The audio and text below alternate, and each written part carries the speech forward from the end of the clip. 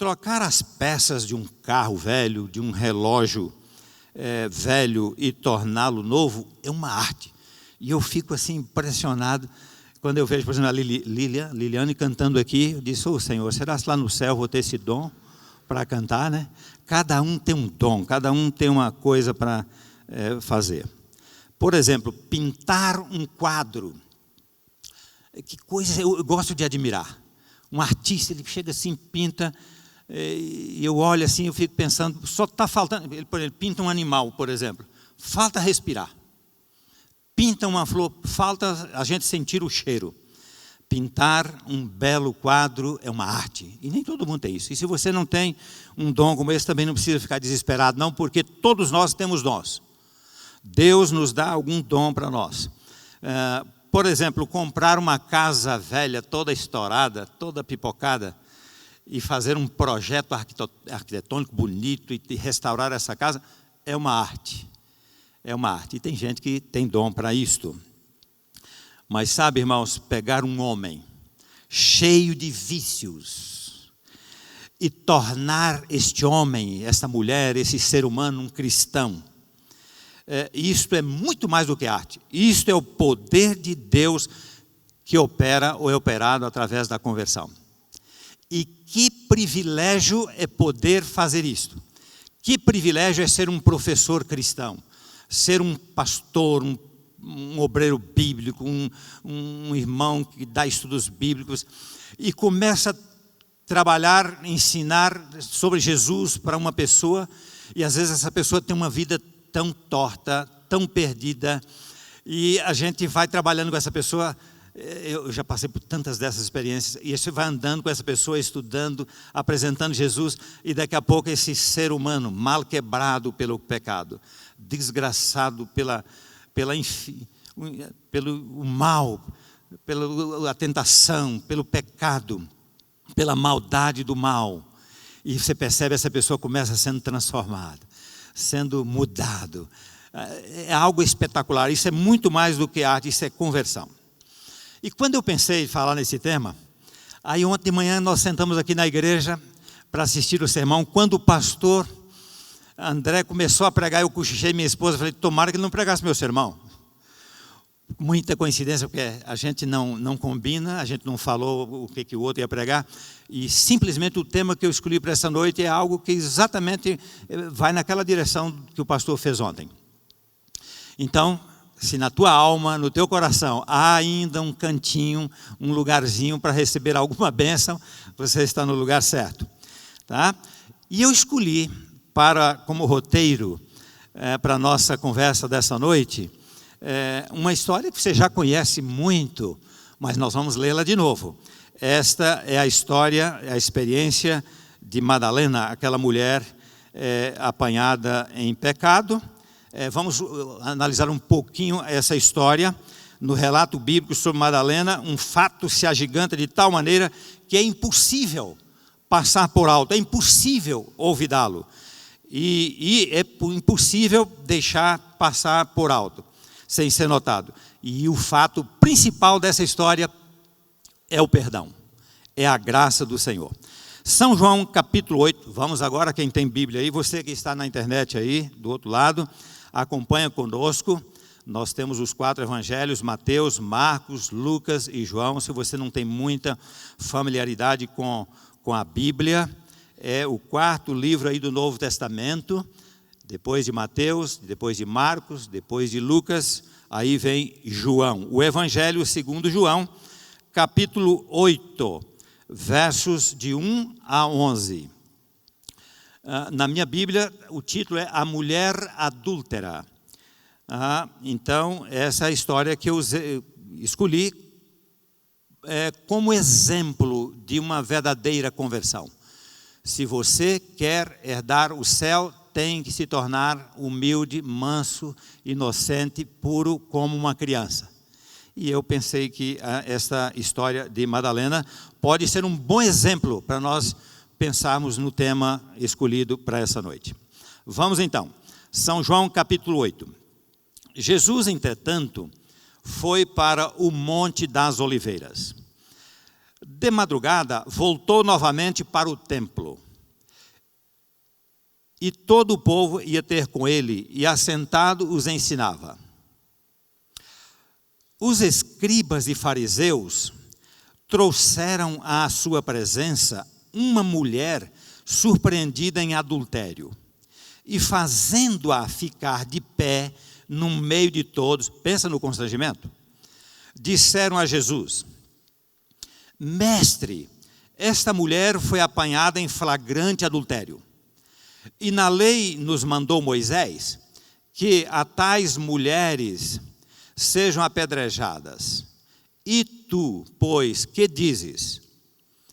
Isto diziam eles, tentando-o para terem de que o acusar. Mas Jesus, inclinando-se, escrevia na terra com o dedo. Como insistissem na pergunta, Jesus se levantou e lhes disse: Aquele que dentre vós estiver sem pecado, seja o primeiro que lhe atire a pedra. E, tornando a inclinar-se, continuou a escrever no chão. Mas ouvindo eles esta resposta, e acusados pela própria consciência, foram se retirando um por um, a começar pelos mais velhos, até aos últimos, ficando só Jesus e a mulher no meio onde estava. Erguendo-se Jesus, e não vendo a ninguém mais, além da mulher, perguntou-lhe: Mulher, onde estão aqueles teus acusadores? Ninguém te condenou? Ela respondeu: Ninguém, Senhor. Então lhe disse Jesus: Nem eu tampouco te condeno. Vai e não peques mais. Eu não disse a vocês no começo que Jesus sempre tem um jeito especial, uma maneira especial, e nos surpreende sempre. Com verdades simples, ilustrações simples, um jeito simples. Vocês querem ir para o céu mesmo? Tem que ser igual a essa criança. Vocês não valorizam as mulheres, vocês não valorizam o ser humano, vocês não valorizam as crianças. Até os discípulos estavam incomodados ali com as crianças perto de Jesus. E Jesus disse: Deixa vir a mim os pequeninos, porque dos tais é o reino do céu. Então Jesus surpreende a gente. Vocês querem saber mesmo? Vocês estão aí se acotovelando, brigando, discutindo quem é o maior, quem é o bom, quem é o tal, quem é o primeiro? Eu quero dizer para vocês o seguinte: querem ir para o céu, tem que se converter, como esta criança. E agora, chegou aqui a história que nós estamos usando para ilustrar o nosso tema, que é da mulher. Jesus estava no templo, e os escribas e fariseus pretendiam colocar Jesus em dificuldade. Estes homens não estavam nada interessados no bem-estar da igreja. Eles não estavam preocupados com o bem-estar do templo, da congregação. Eles não estavam preocupados com o bem-estar das pessoas. Eles estavam querendo alguma razão, algum ponto para colocar Jesus em dificuldade. Irmão, a gente que é membro da igreja, nos cuidemos em nome de Jesus, para nós não colocarmos a igreja em dificuldade, para nós não colocarmos nossos líderes em dificuldade, para nós não causarmos constrangimento para aqueles que cuidam do bem-estar espiritual da nossa comunidade, da nossa congregação. Esses homens eram os líderes da igreja e estavam procurando alguma maneira de colocar Jesus numa arapuca. Não sei se você conhece o que é arapuca, numa armadilha, numa dificuldade. Então eles trouxeram a Jesus aquela mulher e, de maneira indelicada e grosseira, jogaram a mulher na frente de todo mundo e aos pés de Jesus. Os fariseus, eles eram versados na lei mosaica. Eles conheciam todos os seus preceitos, tintim por tintim, pelo menos na teoria. Porém, eu tenho certeza, eles desconheciam, muitas vezes, completamente os sublimes princípios de misericórdia da lei, da palavra de Deus, do Evangelho. Os fariseus, eles conheciam muito bem, e nós não somos proibidos de conhecer bem a Bíblia. É bom que conheçamos. Eu admiro as pessoas que conhecem assim muito da Bíblia, Nós temos a irmã Rita, nossa obreira bíblica, nossa irmã querida, que você sabe que está enferma. Estamos sentindo muita falta dela. Estamos orando diariamente pela sua saúde. Eu fico observando a irmã Rita, mas que coisa mais linda. Eu sou pastor. Eu nasci praticamente adventista. E eu fico olhando assim e penso, eu não tenho essa traquejo que a irmã Rita tem. Ela tem a Bíblia de cor. Como é que ela conhece a Bíblia de cor? É bonito, é bom nós conhecermos. Mas nós não podemos desconhecer os princípios de misericórdia da palavra de Deus. E esses homens aqui, eles conheciam muito a Bíblia, mas não conheciam o Jesus da Bíblia, não conheciam a misericórdia da Bíblia. E assim eles trouxeram aquela mulher para que fosse julgada e executada segundo o conceito que eles possuíam da lei. Eles conheciam apenas um lado da moeda, eles conheciam apenas o lado da justiça da lei, mas eles não conheciam, desconheciam o lado da misericórdia do Evangelho e da lei. Eles trouxeram então aquela mulher para que fosse julgada e executada de acordo com o conceito que eles possuíam desta lei. Esta, em uma de suas cláusulas, ordenava que as pessoas apanhadas em adultério deveriam ser apedrejadas. Todavia, irmãos, o Filho do Homem veio buscar e salvar o que se havia perdido. Lucas, capítulo 19, versículo 10, eles esqueceram desse verso. Eles se esqueceram dessa parte do Evangelho, que o Filho do Homem veio buscar e salvar o perdido. Os sãos não precisam de médico, e sim os doentes. E Jesus ensinou todos esses preceitos, e eles estão todos aqui para nós hoje vivenciarmos, vivermos e também ensinar às outras pessoas. Jesus não veio para condenar o mundo, mas para que o mundo fosse salvo por ele. São João, capítulo 3, versículo 17. Por isso, quando os acusadores da pobre mulher disseram a Jesus: Senhor, na lei nos mandou Moisés que tais pessoas sejam apedrejadas, e tu que dizes? Eu já disse a vocês, eles não estavam muito preocupados com a mulher, eles não estavam preocupados com o bem-estar da igreja, do templo, eles não estavam muito preocupados com a salvação das pessoas, eles estavam preocupados em colocar uma casca de banana para Jesus escorregar e cair. Então, vamos ver como é que Jesus vai sair dessa. Pá, está aqui a casca de banana. A lei diz que é para ser apedrejada. E tu que dizes? Silêncio. O silêncio também é resposta. E muitas vezes é uma resposta mais convincente do que os maiores argumentos. E Jesus ficou em silêncio. Eu não disse para vocês que Jesus sempre surpreende? Silêncio. O meu pai, ele não falava muito não. Era um homem calmo, calado, pensava para responder.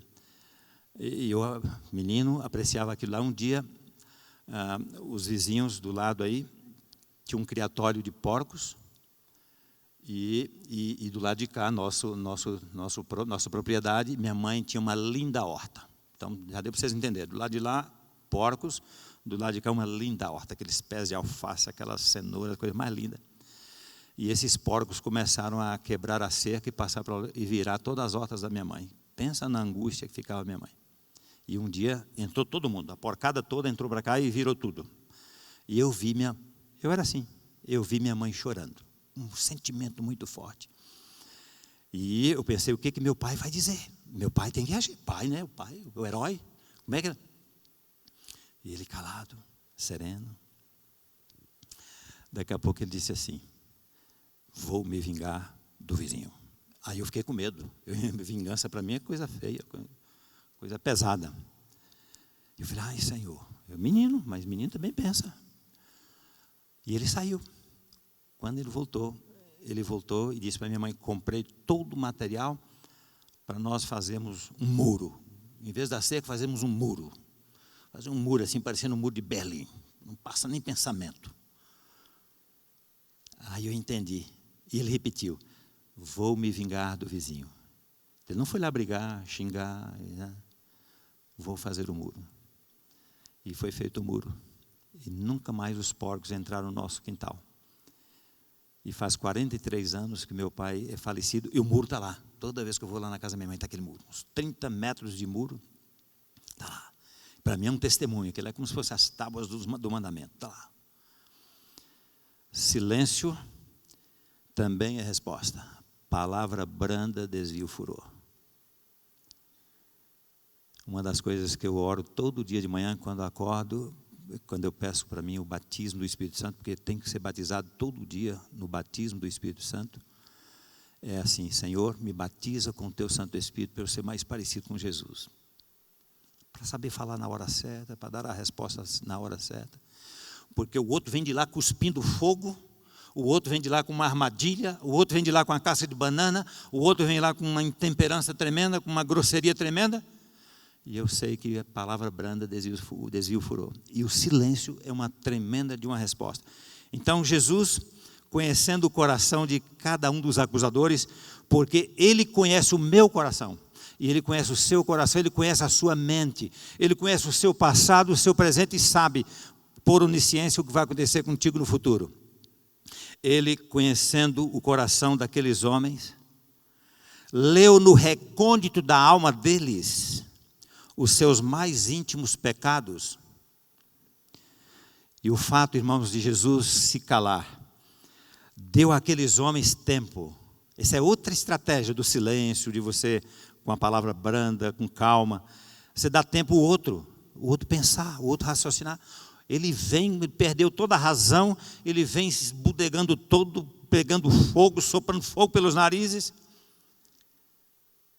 E você então dá uma resposta com silêncio, aí você dá tempo para ele pensar. Então o fato de Jesus se calar deu àqueles homens tempo, e Jesus esperava que esse tempo criasse neles a consciência, para que reconhecessem a maldade dos seus desígnios e pecaminosos interesses. Jesus já sabia qual era o interesse deles.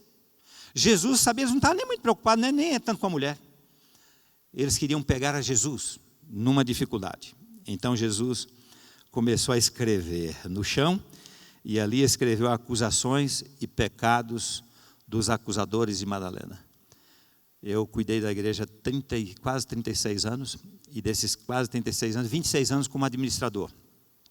E quantas pessoas eu tive que receber, e muitas delas impacientes, querendo pegar fogo, e eu aprendi com Jesus. Então a pessoa diz: pode falar, irmão. E eu com um papel ia escrevendo, daqui a pouco a pessoa para e diz: o que o senhor está escrevendo? Não, estou anotando o que você está falando. E sabe que isso ajuda a pessoa a meditar, a pensar: eu tenho que cuidar com o que eu estou falando. Ele está anotando. Foi exatamente a estratégia de Jesus, eu aprendi com ele. No livro Maior Discurso de Cristo, a Senhora White, no maior Discurso de Cristo, página 126, parágrafo 1, diz assim: olha que pensamento, irmãos. O pecado que conduz aos mais infelizes resultados é o espírito frio, crítico, irreconciliável, que caracteriza o farisaísmo. Quando a experiência religiosa é destituída de amor, aí não se encontra Jesus. Aí não está a luz de sua presença. Nenhuma tarefada atividade ou zelo sem Cristo pode suprir a falta.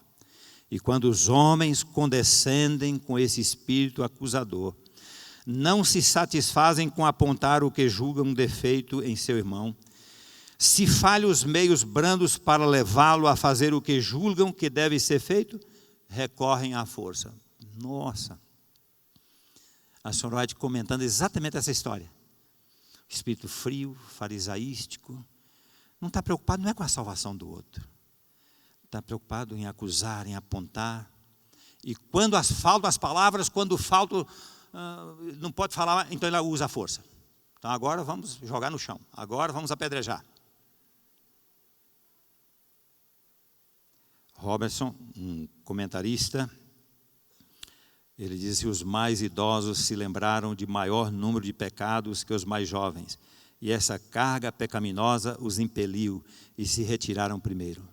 Sabe, nós que já somos um pouquinho mais vividos, em vez de falar que é velho, né, idoso, nós precisamos ter cuidado. Às vezes nós não temos muita paciência com os jovens. E é bom de pensar. Eu estou com 60, indo para 62 anos. Eu já tive a oportunidade de pecar mais do que um menino de 20 anos. E aí a gente tem que ter paciência. E ali estavam líderes da igreja, líderes religiosos, gente de idade. E Jesus olhou e disse: esses camaradas. Então Jesus abaixou outra vez e continuou a escrever. E diz a Escritura que eles retiraram um, a começar pelos mais idosos. Os mais velhos foram os primeiros a se retirarem, porque eram mais pecadores que os mais moços. É fato, irmãos, comprovado historicamente, que muitos dos principais líderes, sacerdotes, fariseus daqueles dias, viviam em adultério, ou ainda em outro pecado qualquer, e prova disso que eles se retiraram.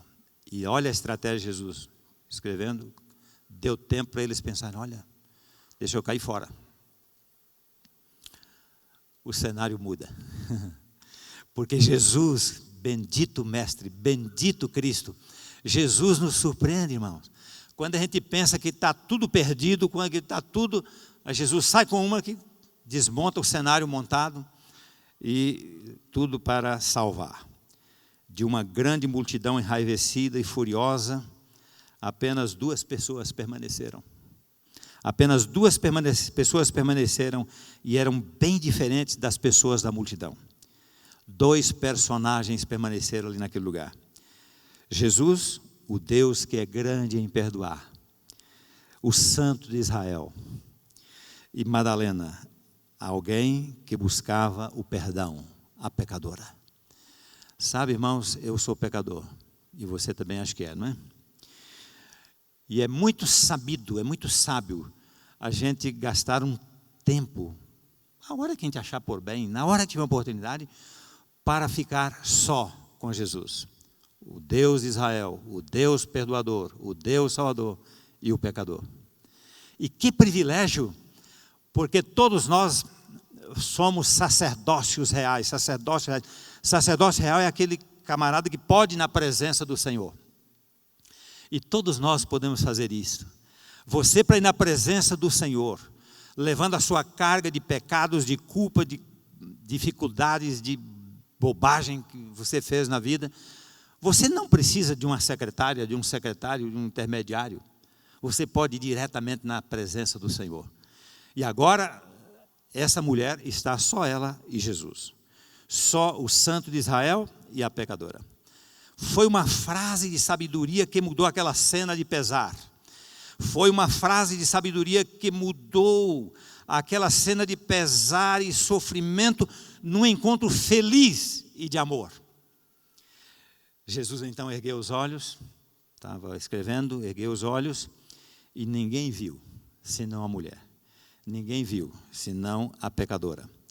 Então Jesus se dirigiu àquela mulher, trêmula, vítima, e perguntou: mulher, onde estão os teus acusadores? É outra coisa que Jesus faz, irmãos, que surpreende. Ele faz umas perguntas. Jesus sabia muito bem onde Adão e Eva estavam naquele dia que ele foi lá no jardim. Adão, onde é que você está, Adão? Ah, Senhor, eu estou aqui, eu ouvi tua voz, eu escondi aqui atrás dessa moita. Jesus sabe, Deus sabe todas as coisas. Mas quando Deus faz algumas perguntas para nós, Deus está nos dando a oportunidade de nós pensarmos, de nós avaliarmos a situação e cair em si e colocar a nossa vida nas mãos dele. Mulher, onde estão os teus acusadores? Bem que ele já percebeu que todo mundo foi embora, todo mundo deu no pé. Ninguém te condenou?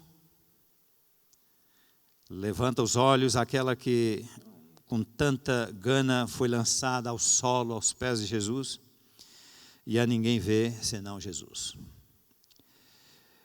E então, num misto de lágrimas e alegria, confunde-se nos olhos daquela mulher, e entre soluços, ela responde à pergunta de Jesus, que Jesus lhe fizera, dizendo: ninguém, Senhor, ninguém.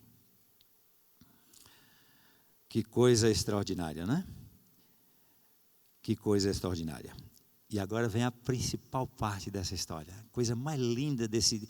E nós vamos embora para casa pensando nisso. Nem eu tampouco te condeno. Vai e não peques mais. Ninguém jogou pedra. Porque vocês conhecem bem a Bíblia diz que a testemunha deve ser a primeira a jogar a pedra. Assim é a letra da lei. Mas aqueles homens não sabiam e não esperavam a resposta de Jesus, que é verdade que a pessoa deve ser apedrejada. E a testemunha, primeira testemunha, a testemunha ocular deve ser a primeira a jogar a pedra. Só que eles não esperavam que Jesus ia dizer, mas a primeira pedra tem que ser jogada por uma pessoa inocente. Tem que ser jogada por uma pessoa convertida como uma criança. Tem que ser jogada por uma pessoa inocente como essa criança. Eles não esperavam isso. E Jesus nos surpreende, irmãos. Que bom que Jesus é assim. Na literatura inglesa, há um poema que narra a história de um casal, um sujeito chamado Richard e Lucy, sua esposa, um casal de nobres e bonitos ideais. Um dia Richard, ele fez algo que desagradou sua esposa. E a gente fica triste quando machuca a pessoa que a gente ama. Mas às vezes a gente fica meio cabisbaixo, meio descabriado e meio sem graça, e a gente não se atreve a admitir perante a pessoa que a gente machucou, que a gente fez a bobagem. E ele saiu por aí, ficou relutando, falo, não falo. Finalmente, ele voltou para sua esposa Lucy, angustiado e humilhado, e pediu perdão. Lucy, disse ele, eu fiz uma bobagem, eu te machuquei, eu te feri, e ele já disse que é para eu lhe pedir perdão, mas eu fui covarde, eu fui medroso. O orgulho também, nós estamos estudando aí sobre o orgulho de Nabucodonosor, etc. É a fonte de todos os pecados, é um dos principais pecados, o orgulho. E pelo orgulho eu não falei contigo ainda, mas eu quero lhe pedir perdão. Eu errei. E ela olhou para ele e disse, Richard, você me ama? Disse, amo, mas eu não mereço. Eu não mereço nem de joelho falar com você, Lucy, porque eu fiz você sofrer. Mas, filho, você me ama? Amo. Deus sabe que eu te amo. Pronto, é tudo que basta. Se você me ama, você está perdoado. Mas você tem coragem de me perdoar? Eu não mereço o perdão. Se você me ama, você está perdoado. Sim, queridos amigos, Deus sabe que eu te amo, disse ela, mas eu não sou digno de ti, nem de me ajoelhar aos teus pés. Mas tu me amas e isso basta. E se você me ama, você está perdoado e eu quero te dar um beijo. Irmãos e amigos, um amor, onde há amor, há paciência. Onde há amor, há perdão. E onde estiver o perdão, aí estará Deus. E muitas vezes nós temos dificuldade de perdoar porque nós não amamos. Mas nós temos o perdão de Deus porque Deus nos ama. Porque onde há amor, há perdão. E onde há perdão, há Deus. Onde estiver o perdão, aí estará Deus. Porque Deus é perdão. Porque Cristo é perdão. Eu posso até me perder não por causa dos pecados que eu cometi ou que eu cometo. Eu posso me perder por não aceitar a graça do Senhor. A graça, o perdão, é um favor que eu não mereço.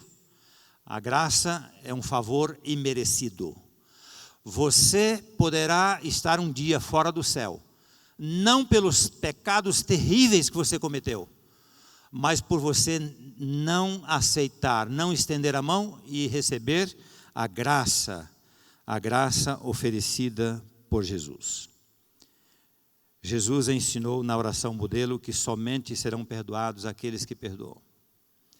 A oração diz, perdoa-nos as dívidas, assim como nós perdoamos aos nossos devedores. Eu sou pecador. E você também, eu acho que é, né? A minha Bíblia diz, nas palavras de Davi, em pecado me concebeu minha mãe.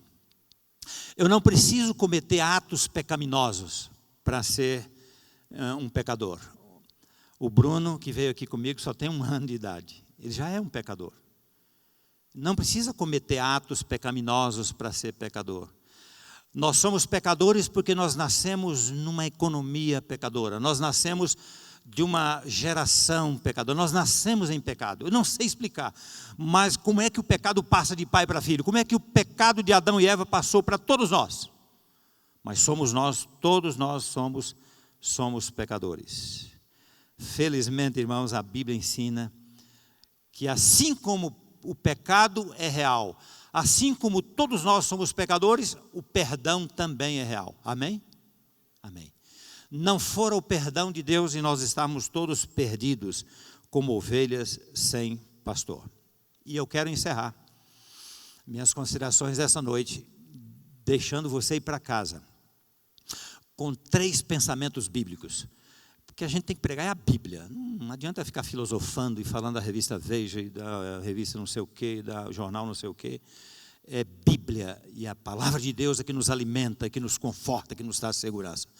E ao falar desse assunto, eu já usei vários versos, a história da Madalena, e essa história bonita aqui toda, a atitude de Deus, Deus perdoador, mas eu tenho que deixar você sair daqui com 3 mandamentos na cabeça, 3 mandamentos no coração. O primeiro deles está em Isaías capítulo 1, versículo 18. Esse é um dos livros que eu gosto, Isaías eu aprecio muito. Isaías capítulo 1, versículo 18 diz assim: ainda que vossos pecados sejam vermelhos como o carmesim, eles se tornarão brancos como a lã. O que vocês dizem? Amém. Ah, pastor, tu não sabe, pastor, mas a bobagem que eu já fiz, e tu não sabe as que eu já fiz. Ah, mas você não sabe, pastor, eu tenho tantos anos de pecado, eu já fiz muita besteira. Ainda que os teus pecados sejam as maiores besteiras do mundo, eles poderão se tornar brancos como a lã. Amém, amém. Ainda Isaías, o outro mandamento que eu quero que você leve para casa, assim grudado no seu coração. Outra promessa fantástica, capítulo 43. Isaías 43, você anota aí na Bíblia, isso é bom, porque um dia você precisa disso aqui. Você quer ver uma outra passagem da Bíblia extraordinária, que não vamos legal, eu só estou mencionando que veio na minha mente aqui agora. Você está meio desanimado, porque o pecado desanima, o pecado pesa. Tem dia que você, não dá, eu fui longe demais, não tem jeito para mim. Leia o Salmo 51, que coisa extraordinária. Mas o que nós vamos ler agora é Isaías 43, 25. Eu apago as tuas transgressões, e de teus pecados jamais me lembro. Amém? Pois olha, eu vou lhe perdoar, viu? Vou lhe desculpar, mas não vou esquecer. Eu estou querendo ser melhor do que Deus. Porque Deus diz assim, eu apago os teus pecados, aquele que você lembrou aí agora. E aquele que você não lembra também, eu apago. E não me lembro mais. Passo uma amnésia, passo um borrão. E que mandamento extraordinário, que Deus maravilhoso. E tem gente ainda que tem coragem de dizer que não gosta do Antigo Testamento, porque o Antigo Testamento é um livro sanguinário. É uma página que deve ficar para trás. O mesmo Deus de amor do Novo Testamento é o Deus de amor do Velho Testamento. Os teus pecados eu apago e deles não me lembro mais. E para fechar assim com chave de ouro, para você ir embora assim, dando glória a Deus, Miqueias. Velho Testamento também, Antigo Testamento. Miqueias capítulo 7, tem vários versos ali, você lê vários, mas eu estou dando só o 19 aqui para nós lermos agora. Ele lançará todos os nossos pecados nas profundezas do mar. Que tal? Teus pecados se tornarão brancos como a lã. Os teus pecados são apagados, e eu não me lembro mais deles. E agora, sabe o que eu vou fazer com teus pecados? Vou pegar os teus pecados e vou lançar nas profundezas do mar. Vou lançar os teus pecados nas profundezas do mar. Sabe, irmãos, a Bíblia termina, o Evangelho termina lançando a palavra é minha aqui, uma palavra pesada, uma maldição sobre a pessoa que acrescentar alguma coisa à Bíblia. Aqui está a palavra de Deus. Você não se atreva a acrescentar nada, porque aquele que acrescentar alguma coisa da palavra de Deus, ele vai ser acrescentado dos flagelos. E tem uma outra maldição, do mesmo tamanho, para aquele que diminuir. Então você não seja doido de dizer, esse livro aqui não dá. No Velho Testamento é como uma bucha de laranja que já foi, não dá mais. Esse livro aqui não dá para mim não. Êxodo 20 não dá para mim também. Você é louco? Há uma grande maldição para aquele que subtrair alguma coisa da palavra de Deus. E uma outra maldição para quem acrescentar. Mas nessa noite eu vou me atrever a fazer um acréscimo a esse verso. Como não está escrito, não estou escrevendo, né? Esse acréscimo é só para nós aqui, é só verbal. Vamos ler de novo. Ele lançará todos os nossos pecados nas profundezas do mar e colocará uma placa dizendo: proibido pescar. Esse é o acréscimo meu. E eu acho que eu não vou ser amaldiçoado por causa disso, não. Eu lançarei os teus pecados nas profundezas do mar. E tem uma placa lá encostada no lugar onde foi lançado o mar, lá encostado na praia, escrita: proibido pescar. Por que é importante essa placa? Porque há muitos de nós, irmãos, que temos dificuldade. Isso é do humano, é do coração humano, da natureza humana. Nós temos dificuldade. A graça é tão espetacular, o perdão é tão espetacular. A mulher pecadora, ela não acreditava, porque ela estava ali esperando as pedradas. E quando aqueles homens saíram e foram embora, ela não, dos homens eu estou livre. Agora de Jesus, Jesus é Deus, Jesus é justo. Lá vai vir pedrada, e aí pedrada é para valer. Ela não esperava. Então nós, irmãos, nós ficamos bestas, nós ficamos bobos quando nós nos deparamos com a graça, com o perdão, e nós temos dificuldade de aceitar. E é por isso que alguns de nós aqui não, mas algumas pessoas não vão para o céu. Não é pelos pecados que cometeu, não vão para o céu exatamente porque não entenderam, não aceitaram, não pegaram a graça para si. É tão bom, é tão extraordinário, é inacreditável. E aí, essas pessoas que têm essa dificuldade, ela diz assim: há 20 anos atrás eu fiz uma besteira, e não dorme, e tem que tomar remédio lá, taxa preta para poder conseguir dormir, porque está preocupado. Problema de culpa, consciência. Eu estou falando para você, como pastor, a gente escuta tanta coisa. Estou falando de gente que chegou para mim e disse: pastor, eu não sei se tem jeito para mim, porque há 30 anos atrás, pastor, eu fiz isso. E o que diz aqui o Evangelho? Eu pego os teus pecados confessados. Você arrependeu, confessou. Eu pego, esse é o caminho, viu? Você se arrependeu, ficou triste com uma besteira que você fez, arrependeu, confessou, está perdoado.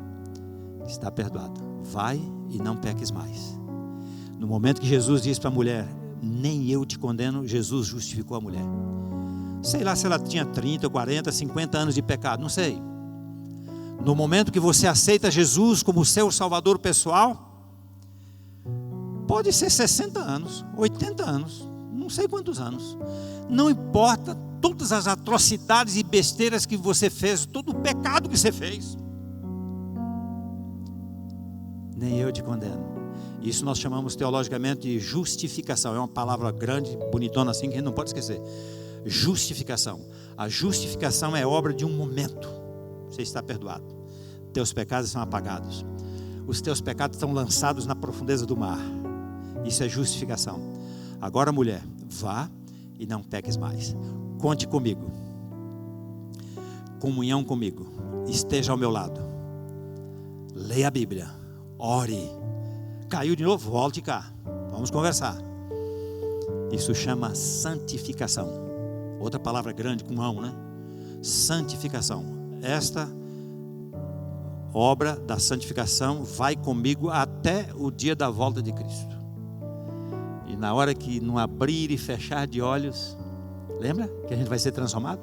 E eu até acho que alguns precisam ser umas 2 ou 3 aberturas de olho, umas 2 ou 3 piscadas. A Bíblia diz que é uma piscada, mas tem uns que talvez precisem umas 2 ou 3. Isso é por minha conta, viu? Aí chegou o final da santificação. Aí começa um terceiro momento, a glorificação. Para sempre com o Senhor. Não mais pecado, não mais Satanás, não mais conflito, não mais tentação, não mais escorregão, não mais... Glória a Deus. Então, irmãos, nós somos alcançados pela justificação, perdão dos nossos pecados. E Cristo nos dá poder para vivermos a obra, o processo da santificação. E um dia estaremos, pela graça do Senhor, no reino da glória, vivendo o processo da glorificação. Se arrependeu? Confessou? Está apagado. Mesmo aquele pecadão, pastor, mesmo aquele vermelho, terrível, vergonhoso, se tornará branco como a lã. E o que mais? Ele diz que ele apaga. E o que mais? Ele diz que lança nas profundezas do mar. E lançou nas profundezas do mar. Quem lançou foi Jesus. Proibido pescar. Não fique pescando, nem o seu, nem o dele, nem o seu, nem o dela. Está perdoado, está apagado, está jogado nas profundezas do mar. Glória a Deus, irmãos. Bendito Deus, bendito Cristo. Nem eu te condeno. Vai e não peques mais. Voltemos para casa com a certeza do perdão divino. Voltemos para casa com a certeza do poder de Deus conosco. Nós não podemos mesmos. Nós somos um negócio. Nós somos muito falhos. Nós somos muito pequenos. Nós somos muito volúveis. Mas voltamos para casa, irmãos, com a certeza do poder de Cristo conosco. Há uma tendência nossa humana, quando nós fazemos uma bobagem, nós nos escondemos. Adão fez isso lá no começo, já está lá, já deu a lição para nós. A gente faz uma besteira, eu não vou na igreja hoje não. Estou muito arrasado. Para que eu fiz aquilo? Como é que eu fiz aquela bobagem? Não vou na igreja. Não vou não. Aí é que a gente tem que ir. Aí é que a gente tem que ir para perto de Jesus. A mulher foi salva, porque ela, de uma maneira inusitada, grosseira, grotesca, foi jogada nos pés de Jesus. E mesmo, irmãos, de uma maneira acidental, quando nós caímos nos pés de Cristo, nós somos surpreendidos com o perdão e a salvação.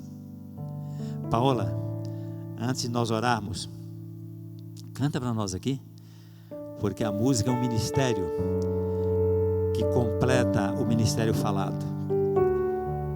Vocês viram ontem, quando o pastor terminou aquele poderoso sermão, em nome de Jesus, que coisa linda, que Mateus começou a cantar ali, que coisa linda. Paola, canta para nós aí, para louvar a Deus.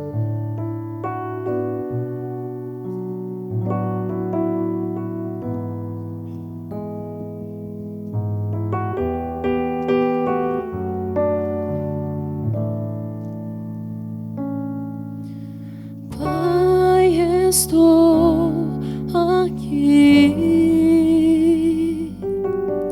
cansada de lutar.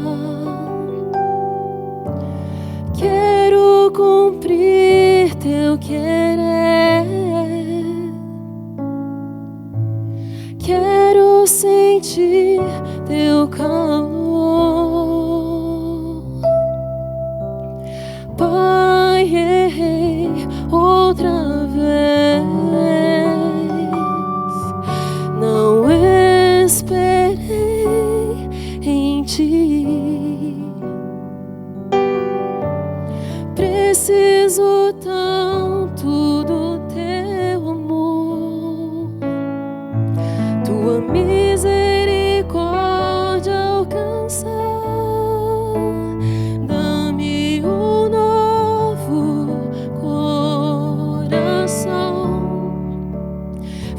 Transformar o meu viver, ensina-me a olhar com os olhos da fé, em teus braços descansar.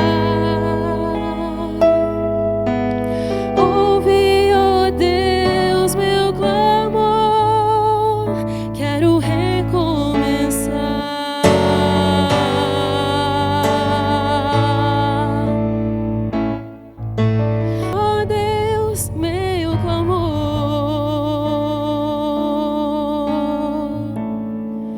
Quero recomeçar,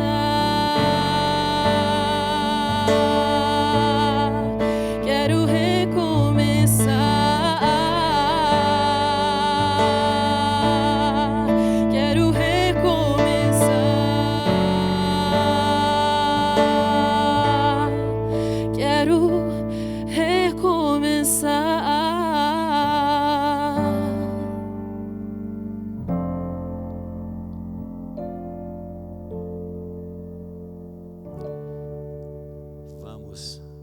Orar? Quero recomeçar. Preciso, Senhor, da tua graça, do teu poder. Quero andar contigo. Estou feliz com o perdão, com a graça. Toma-me com a tua mão poderosa e me faça de mim um vencedor. Amém? Amém. Oremos. Senhor, nós estamos gratos pelo privilégio de estar essa noite aqui ouvindo essas doces palavras que vêm do teu livro sagrado, nos relembrando desses pensamentos doces, gostosos, que nos dão esperança e segurança em Cristo Jesus. É verdade, Senhor, que nós nascemos no reino do pecado e andávamos todos como ovelhas perdidas, desgarradas, mas Jesus Cristo veio e nos alcançou com a sua graça. Eu fico impressionado como é que Deus enxergou esse planeta. A Terra, diante do infinito universo, é como pó na balança. Ínfima. O que é a Terra? O que é esse planetinha aqui diante de todo o universo? Mas o Senhor enxergou esse planeta aqui e enviou o seu único filho para ser missionário aqui nesse planeta, para resgatar o planeta e resgatar todo aquele que nele crê. Senhor, mas a minha alegria e também a minha admiração é muito maior. Eu não estou tão admirado só porque o Senhor enxergou o planeta Terra. Eu estou assim, boca aberta. Como é que o Senhor me enxergou aqui? E isso é que me chama a atenção. Como é que o Senhor enxergou o meu irmão e a minha irmã que está me ouvindo aqui agora? Como é que o Senhor enxergou Davi? Como é que o Senhor enxergou Moisés? Como é que o Senhor enxergou Manassés? Como é que o Senhor enxergou Salomão? Ah, Senhor, se há esperança para Paulo, se há esperança para Davi, se teve esperança para Manassés, glória a Deus, há esperança para mim também. Há esperança para meus irmãos também. E o Senhor nos alcançou. E nós estamos muito felizes. Nós estamos contentes, agradecidos, Senhor, pelo perdão dos pecados. Como é que o Senhor surpreendeu aqueles homens, alcançando o coração daquela mulher pecadora. O Senhor nos surpreende também, nos alcançando. Nós queremos andar contigo. Nós queremos recomeçar todo dia de manhã. Todo dia de manhã, Senhor, nós queremos ser batizados com o Espírito Santo, para sermos vitoriosos sobre nós mesmos, para sermos vitoriosos sobre o pecado. Por favor, Senhor, nos dê essa capacitação diária, para que nós possamos vencer o inimigo e vencer a nossa natureza pecaminosa. E quando terminar, Senhor, a nossa jornada por aqui, esse período que nós chamamos de santificação, dá-nos o privilégio, a todos nós aqui, sem exceção de nenhum, de vivermos eternamente contigo no processo da glorificação. Que nenhum de nós aqui se perca. Que todos nós nos agarremos com toda a força, com toda a energia, com toda a gana, com toda a alma, à graça e ao perdão divino. Agora nós vamos para casa. Ajuda-nos a voltarmos todos com a certeza do perdão, com a certeza da graça e com a certeza do poder divino conosco, para fazer cada um de nós vencedores em Cristo Jesus. Nós oramos animados, felizes e humildes, em nome e por amor de Jesus, confiando na sua graça, confiando em nosso Senhor e Salvador Jesus Cristo, que morreu por nós. É em nome dele que nós oramos. Amém, Senhor. Amém.